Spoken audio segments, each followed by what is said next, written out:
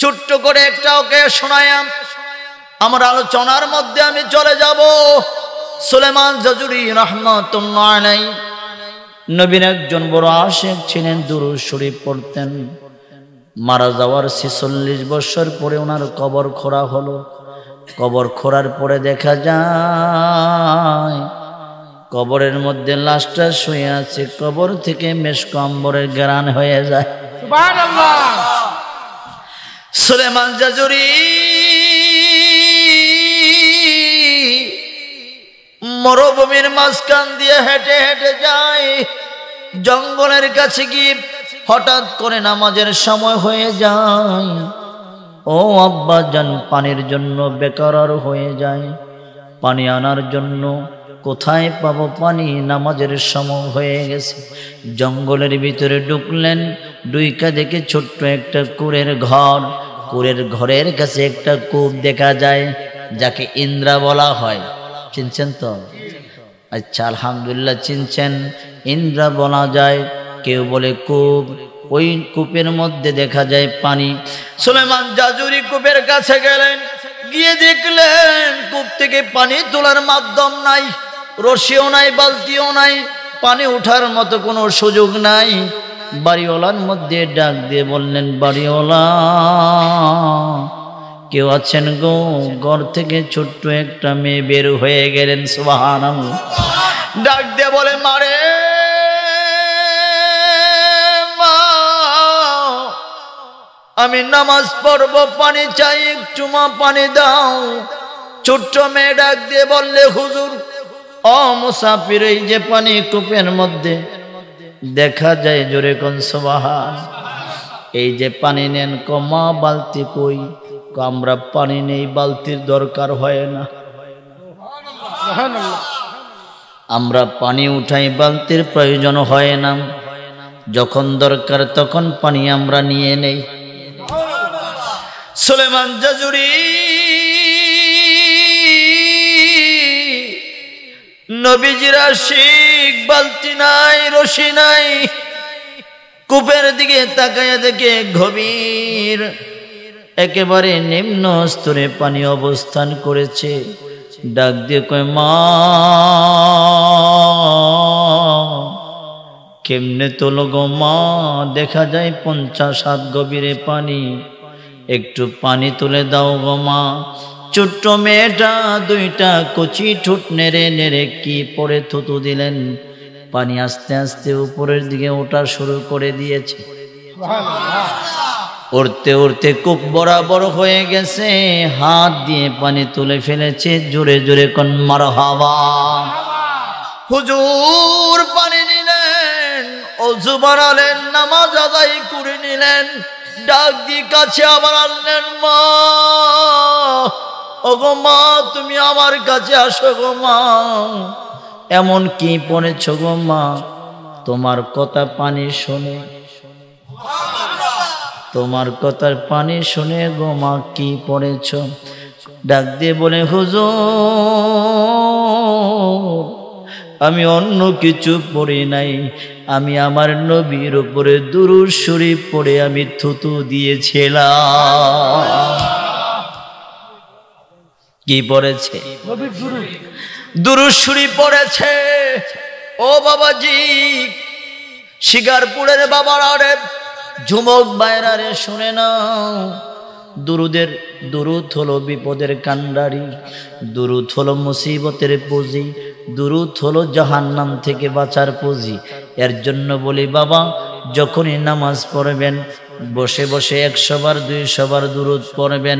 একদিন দেখবেন ঘরটা ভাঙ্গা হতে পারে, আপনি গরিব হতে পারেন।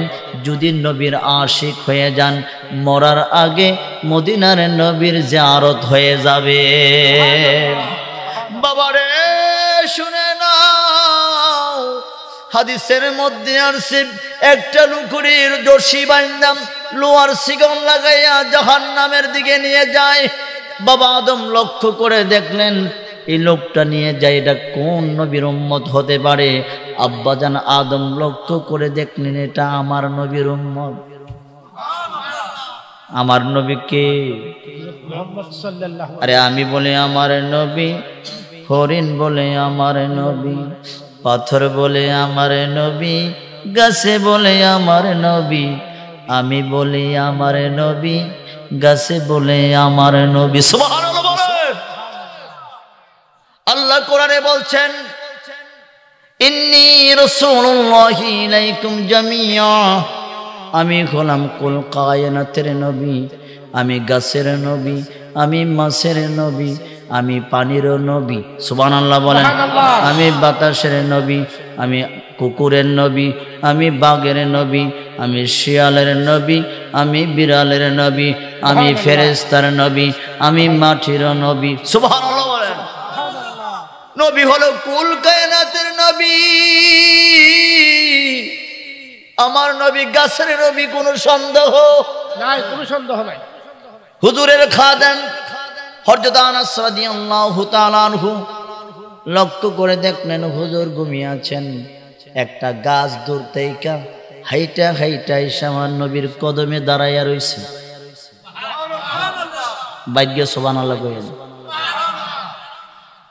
হাইটা হাইটা একটা গাছ আইয়া নবীর কদমে দাঁড়াইয়া অনেকক্ষণ দাঁড়াইয়া আবার হাইটা হাইটা জাগায় গেছে গা। সুবহানাল্লাহ। আনাস ডাক দিয়ে বলে নবীজি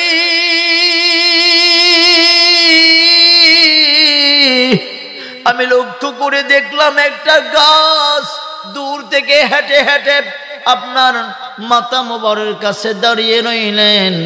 অনেকক্ষণ দাঁড়ানোর পরে আবার হেঁটে হেঁটে জায়গায় গিয়ে বসলেন। নবী আমার কয় দূর থেকে নবী দেখার মজা পায় নাই, নবীরে দেখার জন্য কাছে চইলাইছে। সুবহানাল্লাহ, জোরে বলেন সুবহানাল্লাহ। তাহলে আমার নবী কিসের নবী? নূরের নবীতে কোনো সন্দেহ নাই, সমস্ত মাখলুকাতের নবী। ঠিক কিনা বলে? বাবারে আমার, বাবা আদম লক্ষ্য করে দেখলেন এটা আমার নবীর উম্মত। ডাক দিয়ে বলে ইয়া মুহাম্মাদা, ও আমার বেটা তোমার উম্মতকে ধরে নিয়ে জাহান্নামে যায়। নবী আমার একটা দৌড় দিলেন, ফেরেশতার পিছনে পিছনে গিয়ে ডাক দিলে থামো। থামতেছে না। আমার আল্লাহ কয় ফেরেশতারা রে, আমার হাবিব ডাক দেয় আজকের এই মাঠ আমি কখনো সাজাতাম না। কে চোর আমি আল্লাহ জানি, কে বাটপার আমি আল্লাহ জানি, কে ইমানদার আমি জানি, কোনটা বেঈমান আমি জানি, কোনটা চোর আমি জানি, কোনটা ডাকাইত আমি জানি। কিন্তু হাসরের মাঠটা এর জন্য সাজাইলাম সমস্ত নবীদের জবান বন্ধ থাকবে, আমার নবীর জবান খোলা থাকবে। সুবহানাল্লাহ। কথা বলেন না কেন? সমস্ত নবীজি সামনে আমার হাবিবের শান শৌকত বুঝানোর জন্য হাসরের মাঠটাকে আমি সাজাবো। সুবহানাল্লাহ বলেন। আমার হাবিব কি সমস্ত নবীরা দেখবে, সমস্ত নবীর উম্মত দেখবে আমার নবীর শান কত। আমি মাঠ সাজানোর দরকার নাই, একমাত্র সাজাইলাম কার জন্য? নবীর জন্য। আল্লাহ কয় ফেরেশতারে কে ডাক দিছে টের পাও না? থামো। থামছে, নবী গেছে। গিয়ে কয় কিরে এরে কই লইয়া যাও? কয় আমল নামা কম হয়েছে। আবার ওজন দাও। ওজন দিছে, হাদিসের মধ্যে আছে পাল্লায় নবী এক টুকরা কাগজ ছাইরা দিছে, পাল্লা উপরের দিকে উঠে গেছে। দুনিয়ার পাল্লা ওজন হইলে কোন দিকে নামে স্যার? কিন্তু হাসরের মাঠের পাল্লা ভিন্ন, উঠবো উর্ফের ফাইল। যত ওজন তত পড়ে। দুনিয়ার গাছ গোড়াগুলো জমিনে, ফলগুলো পড়ে। যদি আল্লাহ জান্নাত দিয়ে দেয়, জান্নাতের ভিতরে যান গিয়ে দেখবেন কাঠল গাছের পাশা উফরে, কাঠল গাছ নিচে মাথা। হায় হায় হায়। গোড়া যদি দেখেন গিয়ে উল্টেছেন, বুরসুং বাজারও গেলেন মনে করে, এটা বুরসুং বাজার না, গেছেন গিয়ে দেখছেন হঠাৎ যাওয়ার সময় একটা কারল গাছ সব পাশা পচা লিয়ে শিউলি উঠে খেরাই দিছে, আর এটার নিচে কারল দুধ আছে কেন, আরেক বেটা ফাইরে খাইতেছে। আপনি আপনার কি দিশা ঠিক থাকবো? মাথা ঠিক থাকবো? মন মেজাজ ঠিক থাকবো? অবশ্যই এটা শয়তানের কাজ কারবার করছে, নাহলে গাছ আবার উল্টাইছে কিন্তু কথা কন না। অথচ জান্নাতের ভিতরে গিয়ে দেখবেন গাছটা উল্টাই রয়েছে, কাটলটা সামনে আইয়া গেছে গা। বাবাজিরে আমার, যুবক ভাইয়েরা, বৃদ্ধ বাবারা শুনে নেন, হুজুর যখন কাগজ দিবে পাল্লা উপরে উঠবে, লোকটাকে ছেড়ে দিবে, লোকটা দৌড় দিয়ে আমার নবীর আঞ্জা কইরা পায়ে ধরবে, হুজুরের কদম মোবারকে ধরবে। নবী কয়ে কান্দিস না, আমারে আপনি বাঁচাইয়া দিলেন, আপনারে চিনলাম না। নবী আমার কই চিনবি না রে শিকারপুরের মানুষ, ওই জমিনের মাঝখানে একটা জায়গায় বইসা আমার প্রতি দুরূদ পড়ছিলা, মহাব্বতে পড়ছিলা, মুখ দিয়া না অন্তর দিয়া সহ এই দুরূদরা আমি জমা রাখছি, আজকের এই বিপদের সময় তোমার পাল্লায় দিয়ে দিছি। সুবহানাল্লাহ। ভুইলা যাইও না নবী গো, ভুইলা যাইও না, রোজা হাসরে কঠিন দিনে, রোজা হাসরে কঠিন দিনে দূরে থাইকো না, ভুইলা যাইও না নবী গো, ভুইলা যাইও, আমায় ভুইলা যাইও না নবী গো, ভুইলা যাইও না, রোজা হাসরে কঠিন দিনে, রোজা হাসরে কঠিন দিনে কেউ কারো না, দূরে থাইকো না নবী গো, দূরে থাইকো, বলি আমিন। তাহলে দুরূদ পড়লে জবান পাক হয়, দুরূদ পড়লে হাসরের মাঠে মিজানের পাল্লা বাড়ি হয়। রাজি আছেন? তাইলে আমলের কথা বললাম কয়টা? একটা। তো আজকে থেকে আমরা বেশি বেশি করে দুরূদ শরীফ ইনশাআল্লাহ ওযু সহকারে নামাজ পড়ে, না নামাজ ছাড়া পড়বেন তো ইনশাআল্লাহ। শুনেন, ওযু ছাড়া ওযু সহকারে তখনই পড়বেন যখন নামাজ পড়বেন। আপনি যদি নামাজ না পড়েন, আমার আল্লাহ কোরআনে বলে,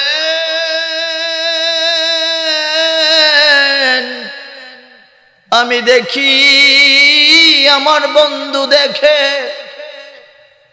আল্লাহর ওলি যারা তারাও দেখে। এই আয়াতের উপরে কোনো মানুষ যদি সন্দেহ করে, ওই মানুষের ঈমান তালাক হয়ে যাবে, ঠিক কিনা বলেন? কেউ যদি বলে নবীজি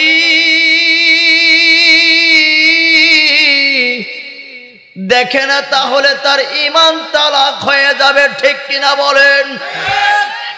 বুখারী শরীফের মধ্যে রাসূলের পবিত্র জবান দিয়ে বলেছেন, মা রাআইতু মাশারিকাহা ওয়া মাগরিবাহা, আমি পৃথিবীর পূর্ব থেকে পশ্চিম পর্যন্ত যা হয় আমি রাসূল তা দেখি। অন্য হাদিসের মধ্যে আসছে, ইন্নামা আমালুনা তুরাদুনা আলাই, দুনিয়ার মানুষ ও আমার উম্মত শুনে নাও, তোমরা যে জিকির করো, তোমরা যে নামাজ পড়ো, তোমরা যে তাসবিহ পড়ো, তোমরা যে সদকা করো, তোমরা যে ভালো কথা বলো, এই আমলগুলো আমি নবীজির কাছে সোমবারে বিশুদ্ধবারে জমা দেওয়া হয়। সুবহানাল্লাহ। মা রাআইতু ফিহা খায়রান হামিদুল্লাহ, আমার উম্মত ভালো কিছু করলে দেখে দেখে আমি আল্লাহর শুকরিয়া আদায় করে নেই। সুবহানাল্লাহ। যদি দেখি আমার কোনো উম্মত কোনো গুনাহ করে, ফাস্তাগফিরুল্লাহ, আমি তার জন্য রওজা থেকে তওবা করে নেই। আমার আমল, আপনার আমল আমার নবীজি রওজা রেখা হয়, ভালো যদি করি নবী খুশি হয়, আর যদি মন্দ কিছু করি মদিনার নবী কষ্ট পায়। আমল দেখে দেখে উম্মতের কান্না করে উম্মতের জন্য ক্ষমা চায়। তাহলে আজকের মাহফিল আমার নবী দেখেনি, জোরে বলেন দেখেনি। যদি দেখে বাবা গো, যে নবী আপনার জন্য কুরবান হয়ে যাবে মাঠে, যেখানে ইয়াউমা ইউফিরুল মারউ মিন আখি ওয়া উম্মিহি ওয়া আবিহি ওয়া সাহিবাতি ওয়া বানিহি। আবেশাব এই কথা আল্লাহ বলছেন। এমন একটা মাঠ হবে, বাবা কাজে আসবে না, মা কাজে আসবে না, সন্তান কাজে আসবে না, সম্পদ কাজে আসবে না, আত্মীয় স্বজন আসবে না। কঠিন একটা মাঠ হবে রে বাবা, যেই মাঠের মধ্যে মানুষ গ্রামের মধ্যে সাঁতার কাটবে, যেই মাঠের মধ্যে একজনের দিকে আরেকজন তাকানোর সুযোগ থাকবে না, খালি কান্না মাখা থাকবে। এমন মাঠের মধ্যে কেউ কারোর বন্ধু হবে না। কোরআনে বলেছেন ওয়ালা তুসালু হামিমুন হামিমা, দুনিয়ার বন্ধু ওই জায়গায় বন্ধু পরিচয় দিবে না। গর্ভধারিণী মা সন্তান পরিচয় দিবে না, বাবা সন্তান পরিচয় দিবে না, মুখটা লুকাইয়া ফালাবে। না জানি ডাক দিয়া বাবার কাছে সন্তান কি চায়, নেক চায়, কি চায়, নেক চায়। সন্তান দেখলে বাবারে ঘর ফিরাইয়া ফালাবে, বাবা পরিচয় দিবে না, না জানি বাবা আমার কাছে নেক চায়। এমন একটা মুসিবতের সময় কেউ যখন আপনার পাশে নাই, আপনার পাশে থাকবে মায়ার নবী রাহমাতুল লিল আলামিন। সুবহানাল্লাহ। এমন নবীর প্রতি দুরূদ শরীফ মহাব্বতের দরকার আছে না নাই? তাহলে জবান দিয়ে পড়েন যেন নবী মদিনা থেকে খুশি হয়। বলেন আল্লাহুম্মা সাল্লি আলা সাইয়্যিদিনা মাওলানা মুহাম্মদ ওয়া আলা সাইয়্যিদিনা মাওলানা মুহাম্মদ। 6 দিন পরে নখ খসে যাবে, 9 দিন পরে চুল, কবর গায়ের সামান নিতে কইর না কেউ ভুল। কবর ভালো জায়গা না, কবর ভালো জায়গা না, ঠিক কিনা বলেন? কবর ভালো জায়গা না, কবর ভালো জায়গা না। আল্লাহুম্মা সাল্লি আলা সাইয়্যিদিনা মাওলানা মুহাম্মদ ওয়া আলা সাইয়্যিদিনা মাওলানা মুহাম্মদ। বাবাজিরা, আমার সময় যেহেতু অনেক কম, দীর্ঘক্ষণ আলোচনা করা যাবে না। আগের হুজুর আলোচনা করেছে, শুনে আলোচনা ঘুমিয়ে পড়লেন, ফজর নামাজ পড়লেন না। কথা বলেন, এই আলোচনা শুনে কোনো দরকার? যদি আমার ফরজ ছুটে যায়, নফলের জন্য গুনাহগার হতে হবে। নফল যদি ছেড়ে দেয় গুনাহগার হবে না। যদি নফল করে তাহলে ইজ্জতের জিন্দেগি বেড়ে যাবে। ফরজ ছেড়ে দিলে কবরের গাঠিতে ধরা খেতে হবে, মিজানের পাল্লায় ধরা খেতে হবে, হিসাবের পাল্লায় আটকা পড়ে যাবেন। দীর্ঘক্ষণ আলোচনা করার পরে মানুষ যদি ঘুমায়, ফজরের নামাজ ছেড়ে দেয়, বাবা আল্লাহ কি মস্তে কথা বলবেন না? হ্যাঁ, কি কয়? এর দুঃখ কি ভিতরে? তোমার দুঃখ কি? কষ্ট থাকলে কয়ালা। তাহলে বাবা দীর্ঘক্ষণ আলোচনা করব না। একটা কথা শুরুতে বলি, নবীর প্রতি বেশি বেশি দুরূদ শরীফ পড়বেন। রাজি আছেন? নবীর প্রতি দুরূদ শরীফ পড়েন। ও বাবাজি,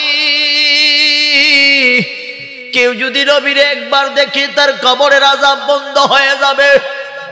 কেউ যদি নবীর জিয়ারত দেখে, স্বপ্নে চোখে দেখে, তার কপালের মধ্যে জান্নাত লিপিবদ্ধ করে দিবেন। ওই নবীর সাথে সম্পর্ক একটা মাধ্যমে করা যায়, সেটা কিন্তু দুরুদের মাধ্যমে। কিসের মাধ্যমে? যে ব্যক্তি দুরুদ বেশি বেশি পড়বে, এই জবানটা পাক হয়ে যাবে। জবান দিয়ে যা চাবেন আল্লাহ কবুল করে নেবেন। ছোট্ট করে একটা ওকে শোনায়াম আমার আলোচনার মধ্যে আমি চলে যাব। সুলেমান জাজুরি রাহমাতুল্লাহ আলাইহি নবীর একজন বড় আশিক ছিলেন, দুরূদ শরীফ পড়তেন। মারা যাওয়ার 46 বছর পরে ওনার কবর খোঁড়া হলো। কবর খোঁড়ার পরে দেখা যায় কবরের মধ্যে লাশটা শুয়ে আছে। কবর থেকে মেশক আম্বরের ঘ্রাণ হয়ে যায়। সুবহানাল্লাহ। সুলেমান জাজুরি মরুভূমির মাঝখান দিয়ে হেঁটে হেঁটে যায়। জঙ্গলের কাছে গিয়ে হঠাৎ করে নামাজের সময় হয়ে যায়। ও আব্বা জান, পানির জন্য বেকার হয়ে যায়। পানি আনার জন্য কোথায় পাবো পানি? নামাজের সময় হয়ে গেছে। জঙ্গলের ভিতরে ঢুকলেন, ডুইকা দেখে ছোট্ট একটা কুঁড়ের ঘর। কুঁড়ের ঘরের কাছে একটা কূপ দেখা যায়, যাকে ইন্দ্রা বলা হয়। চিনছেন তো? আচ্ছা, আলহামদুলিল্লাহ চিনছেন। ইন্দ্রা বলা যায়, কেউ বলে কূপ। ওই কূপের মধ্যে দেখা যায় পানি। সুলেমান জাজুরি কূপের কাছে গেলেন, গিয়ে দেখলেন কূপ থেকে পানি তোলার মাধ্যম নাই, রশিও নাই, বালতিও নাই, পানি ওঠার মতো কোনো সুযোগ নাই। বাড়িওয়ালার মধ্যে ডাক দিয়ে বললেন, বাড়িওয়ালা কেউ আছেন গো? ঘর থেকে ছোট্ট একটা মেয়ে বের হয়ে গেলেন। সুবহানাল্লাহ। ডাক দিয়ে বলে, মারে মা, আমি নামাজ পড়ব, পানি চাই, একটু মা পানি দাও। ছোট্ট মেয়ে ডাক দিয়ে বললে, হুজুর ও মুসাফির, এই যে পানি কূপের মধ্যে দেখা যায়, জোরে কোন সুবহান। এই যে পানি নেন। কমা বালতি কই?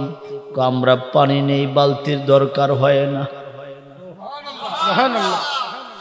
আমরা পানি উঠাই, বালতির প্রয়োজন হয় না। যখন দরকার তখন পানি আমরা নিয়ে নেই। সুলেমান জাজুরি নবীজির আশিক, বালতি নাই, রশি নাই। কূপের দিকে তাকায় দেখে গভীর, একেবারে নিম্ন স্তরে পানি অবস্থান করেছে। ডাক দিয়ে কয়, মা কেমনে তোলো গো মা? দেখা যায় 50 হাত গভীরে পানি, একটু পানি তুলে দাও গো মা। ছোট্ট মেয়েটা দুইটা কচি ঠোঁট নেড়ে নেড়ে কি পরে থুতু দিলেন। পানি আস্তে আস্তে উপরের দিকে ওঠা শুরু করে দিয়েছে। উড়তে উড়তে কূপ বরাবর হয়ে গেছে। হাত দিয়ে পানি তুলে ফেলেছে। জোরে জোরে কোন মারহাবা। হুজুর পানি নিলেন, ওযু বানালেন, নামাজ আদায় করে নিলেন। ডাক দিয়ে কাছে আবার আনলেন, মা ওগো মা, তুমি আমার কাছে আসো গো মা। এমন কি পড়েছ গো মা? তোমার কথা পানি শুনে, তোমার কথার পানি শুনে গো মা কি পড়েছ? ডাক দিয়ে বলে, হুজুর আমি অন্য কিছু পড়ি নাই, আমি আমার নবীর উপরে দুরূদ শরীফ পড়ে আমি থুতু দিয়েছিলাম। কি পড়েছে? দুরূদ শরীফ পড়েছে। ও বাবাজি, শিকারপুরের বাবারা রে, ঝুমক বাইরা রে, শুনে নাও। দুরূদ হলো বিপদের কান্ডারি, দুরূদ হলো মুসিবতের পুঁজি, দুরূদ হলো জাহান্নাম থেকে বাঁচার পুঁজি। এর জন্য বলি বাবা, যখনই নামাজ পড়বেন বসে বসে 100 বার 200 বার দুরূদ পড়বেন। একদিন দেখবেন ঘরটা ভাঙ্গা হতে পারে, আপনি গরিব হতে পারেন। যদি নবীর আশিক হয়ে যান, মরার আগে মদিনার নবীর জিয়ারত হয়ে যাবে। বাবারে শুনে নাও, হাদিসের মধ্যে আসছে একটা লুকুরির দর্শি বান্দাম লোহার শিকল লাগাইয়া জাহান্নামের দিকে নিয়ে যায়। বাবা আদম লক্ষ্য করে দেখলেন এই লোকটা নিয়ে যায়, এটা কোন নবীর উম্মত হতে পারে? আব্বাজান আদম লক্ষ্য করে দেখলেন এটা আমার নবীর উম্মত। আমার নবীকে আরে আমি বলে আমার নবী, হরিণ বলে আমার নবী, পাথর বলে আমার নবী, গাছে বলে আমার নবী, আমি বলি আমার নবী, গাছে বলে আমার নবী। সুবহানাল্লাহ বলেন। আল্লাহ কোরআনে বলছেন ইন্নী রাসূলুল্লাহি ইলাইকুম জামিয়া, আমি হলাম কুল কায়নাতের নবী, আমি গাছের নবী, আমি মাছের নবী, আমি পানির নবী। সুবহানাল্লাহ বলেন। আমি বাতাসের নবী, আমি কুকুরের নবী, আমি বাঘের নবী, আমি শিয়ালের নবী, আমি বিড়ালের নবী, আমি ফেরেশতার নবী, আমি মাটির নবী। সুবহানাল্লাহ বলেন। নবী হলো কুল কায়নাতের নবী, আমার নবী গাছের নবী, কোনো সন্দেহ নাই, কোনো সন্দেহ নাই। হুজুরের খাদেম হযরত আনাস রাদিয়াল্লাহু তাআলা আনহু লক্ষ্য করে দেখলেন হুজুর ঘুমিয়ে আছেন, একটা গাছ দূর থেকে হাইটা হাইটা এসে আমার নবীর কদমে দাঁড়াইয়া রইছে। ভাগ্য সুবহানাল্লাহ কইলেন। হাইটা হাইটা একটা গাছ আইয়া নবীর কদমে দাঁড়াইয়া অনেকক্ষণ দাঁড়াইয়া আবার হাইটা হাইটা জাগায় গেছে গা। সুবহানাল্লাহ।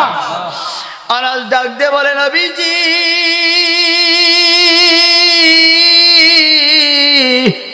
আমি লক্ষ্য করে দেখলাম একটা গাছ দূর থেকে হেঁটে হেঁটে আপনার মাথা মোবারকের কাছে দাঁড়িয়ে রইলেন। অনেকক্ষণ দাঁড়ানোর পরে আবার হেঁটে হেঁটে জায়গায় গিয়ে বসলেন। নবী আমার কয় দূর থেকে নবী দেখার মজা পায় নাই, নবীরে দেখার জন্য কাছে চইলাইছে। সুবহানাল্লাহ। জোরে বলেন সুবহানাল্লাহ। তাহলে আমার নবী কিসের নবী?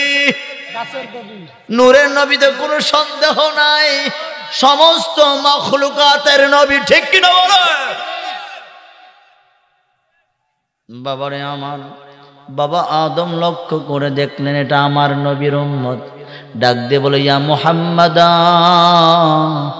ও আমার বেটা তোমার উম্মতকে ধরে নিয়ে জাহান্নামে যায়। নবী আমার একটা দৌড় দিলেন, ফেরেশতার পিছনে পিছনে গিয়ে ডাক দিলে থামো। থামতেছে না। আমার আল্লাহ কয় ফেরেশতারা রে, আমার হাবিব ডাক দেয় আজকের এই মাঠ আমি কখনো সাজাতাম না। কে চোর আমি আল্লাহ জানি, কে বাটপার আমি আল্লাহ জানি, কে ইমানদার আমি জানি, কোনটা বেঈমান আমি জানি, কোনটা চোর আমি জানি, কোনটা ডাকাইত আমি জানি। কিন্তু হাসরের মাঠটা এর জন্য সাজাইলাম সমস্ত নবীদের জবান বন্ধ থাকবে, আমার নবীর জবান খোলা থাকবে। সুবহানাল্লাহ। কথা বলেন না কেন? সমস্ত নবীজি সামনে আমার হাবিবের শান শৌকত বুঝানোর জন্য হাসরের মাঠটাকে আমি সাজাবো। সুবহানাল্লাহ বলেন। আমার হাবিব কি সমস্ত নবীরা দেখবে, সমস্ত নবীর উম্মত দেখবে আমার নবীর শান কত। আমি মাঠ সাজানোর দরকার নাই, একমাত্র সাজাইলাম কার জন্য? নবীর জন্য। আল্লাহ কয় ফেরেশতারে কে ডাক দিছে টের পাও না? থামো। থামছে, নবী গেছে। গিয়ে কয় কিরে এরে কই লইয়া যাও? কয় আমল নামা কম হয়েছে। আবার ওজন দাও। ওজন দিছে, হাদিসের মধ্যে আছে পাল্লায় নবী এক টুকরা কাগজ ছাইরা দিছে, পাল্লা উপরের দিকে উঠে গেছে। দুনিয়ার পাল্লা ওজন হইলে কোন দিকে নামে স্যার? কিন্তু হাসরের মাঠের পাল্লা ভিন্ন, উঠব উর্ফের ফাইল। যত ওজন তত পড়ে। দুনিয়ার গাছ গোড়াগুলো জমিনে, ফলগুলো পড়ে। যদি আল্লাহ জান্নাত দিয়ে দেয়, জান্নাতের ভিতরে যান গিয়ে দেখবেন কাঠল গাছের পাশা উফরে, কাঠল গাছ নিচে মাথা। হায় হায় হায়। গোড়া যদি দেখেন গিয়ে উল্টে বুরসুং বাজারও গেলেন মনে করে, এটা বুরসুং বাজার না, গেছেন গিয়ে দেখছেন হঠাৎ যাওয়ার সময় একটা কারোর গাছ সব পাশা পশা লিয়ে শিউলি উঠে খেরাই দিছে, আর এটার নিচে কারোর দুধ আছে কেন, আরেক বেটা ফাইরে খাইতেছে। আপনি আপনার কি দিশা ঠিক থাকবো? মাথা ঠিক থাকবো? মন মেজাজ ঠিক থাকবো? অবশ্যই এটা শয়তানের কাজ কারবার করছে, নাহলে গাছ আবার উল্টাইছে কিন্তু কথা কন না। অথচ জান্নাতের ভিতরে গিয়ে দেখবেন গাছটা উল্টাই রয়েছে, কাটলটা সামনে আইয়া গেছে গা। বাবাজিরে আমার, যুবক ভাইয়েরা, বৃদ্ধ বাবারা শুনে নেন, হুজুর যখন কাগজ দিবে পাল্লা উপরে উঠবে, লোকটাকে ছেড়ে দিবে, লোকটা দৌড় দিয়ে আমার নবীর আঞ্জা কইরা পায়ে ধরবে, হুজুরের কদম মোবারকে ধরবে। নবী কয়ে কান্দিস না, আমারে আপনি বাঁচাই দিলেন, আপনারে চিনলাম না। নবী আমার কই চিনবি না রে শিকারপুরের মানুষ, ওই জমিনের মাঝখানে একটা জায়গায় বইসা আমার প্রতি দুরূদ পড়ছিলা, মহাব্বতে পড়ছিলা, মুখ দিয়া না অন্তর দিয়া সহ এই দুরূদরা আমি জমা রাখছি, আজকের এই বিপদের সময় তোমার পাল্লায় দিয়ে দিছি। সুবহানাল্লাহ। ভুইলা যাইও না নবী গো, ভুইলা যাইও না, রোজা হাসরে কঠিন দিনে, রোজা হাসরে কঠিন দিনে দূরে থাইকো না, ভুইলা যাইও না নবী গো, ভুইলা যাইও, আমায় ভুইলা যাইও না নবী গো, ভুইলা যাইও না, রোজা হাসরে কঠিন দিনে, রোজা হাসরে কঠিন দিনে কেউ কারো না, দূরে থাইকো না নবী গো, দূরে থাইকো, বলি আমিন। তাহলে দুরূদ পড়লে জবান পাক হয়, দুরূদ পড়লে হাসরের মাঠে মিজানের পাল্লা বাড়ি হয়। রাজি আছেন? তাইলে আমলের কথা বললাম কয়টা? একটা। তো আজকে থেকে আমরা বেশি বেশি করে দুরূদ শরীফ ইনশাআল্লাহ ওযু সহকারে নামাজ পড়ে, না নামাজ ছাড়া পড়বেন তো ইনশাআল্লাহ। শুনেন, ওযু ছাড়া ওযু সহকারে তখনই পড়বেন যখন নামাজ পড়বেন। আপনি যদি নামাজ না পড়েন, পড়ার কি থাকবে না? মন মানসিকতা থাকবে না, নামাজ ধরবেন। এর আগে যে বলছে হুজুরে কিন্তু নামাজের উপরে কথা বলছে, কথা বলেন। কারণ নামাজটা এমন একটা জিনিস, এটা কি শিকারপুর না, পাশের গ্রামের নাম কি? গাজীপুর। গাজীপুরে কেউ আসেন এই জায়গায়? আচ্ছা, এই যে আমার এক ভাই আছে, মনে করেন আমার এই গাজীপুরের ভাইটা জান্নাতে চলে গেছে, শিকারপুরের আমার এক ভাই কোথায় গেছে? জাহান্নামে। দেখলে চিনবে। আল্লাহ এই পৃথিবীর মধ্যে মানুষকে যেভাবে সৃষ্টি করেছেন, দেমাগটা এর চেয়ে ৭০,০০০ গুণ দেমাগ দিয়ে জান্নাতবাসীকে জান্নাতে পাঠাবে। সুবহানাল্লাহ। দুনিয়ার জমিনে এক নজর যারে দেখেছে তাকে আর কখনো বলবে না সে, এই তোমারে দেখছিলাম না বুড়িচং বাজারে, কাহা দেখছিল। তো ওখানে জান্নাতে জাহান্নামটার মানুষ পাশাপাশি থাকবে, কথা বলবে, বলবে গাজীপুরের ভাই তুমি জান্নাতে কেমনে আইছো? তো শিকারপুরের এক ভাই বলবে, ভাইজান আমার একটু পানি দেন, গলাটা শুকাইয়া গেছে গা। আফিদু আলাইনা মিনাল মা, সূরা আরাফের মধ্যে বলছেন আমার একটু পানি দেন। মা রাযাকাকুমুল্লাহ, তোমারে আল্লাহ যে রিজিক দিয়েছে এখান থেকে একটু খাবার দেন না ভাই। শিকারপুরের ভাই কার কাছে খুঁজবো? গাজীপুরের ভাই ডাক দিয়ে বলবেন, ইন্নাল্লাহা হারামাহুমা, তোমার দেওয়া যাবে না, তোমার জন্য এটা হারাম। কেন রে ভাই হারাম? তুমি একটু দিলে কি হয়?